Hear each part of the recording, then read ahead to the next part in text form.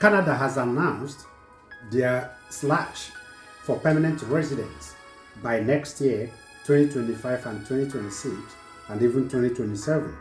Okay, so if you remember last time, Macmillan made this announcement that Canada is going to slash their immigration or permanent residence plan from 500,000 to 395,000.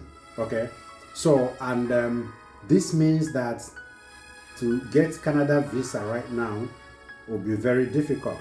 They have also slashed the plans for even students, okay, who are studying in Canada. Okay, for example, students who are already in Canada, if you do not study any course that is related to STEM, trade, transport, okay, it's going to be difficult for you or for them to grant you a postgraduate permanent residence. Okay, so you have to be careful when you are going to, take a decision in terms of course you want to study. I don't. In fact, for me, I don't know what is wrong with this Canada people, because Macmillan, the minister, announced this. But if you can remember earlier, he announced that they announced a new pathway, a new pilot program for caregivers, okay, to have the opportunity to get a permanent residence on arrival to Canada.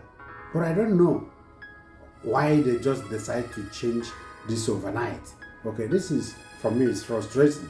A lot of people, have invested a lot in terms of, going for caregiver training program, paying huge amount of money to get these things done, but now they just change overnight.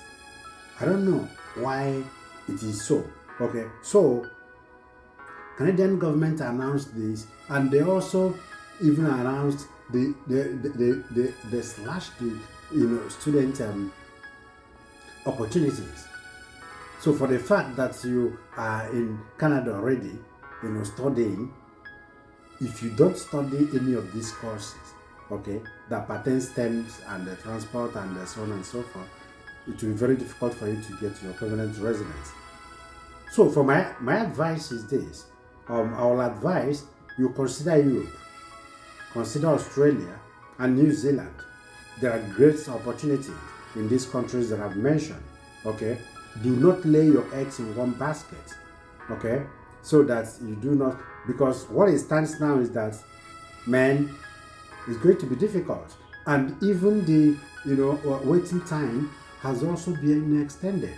They've extended the waiting time. It might even get to 2 years now. Not even 6 months, 1 year, or 1.5 years. It's going to increase. That is the bitter truth.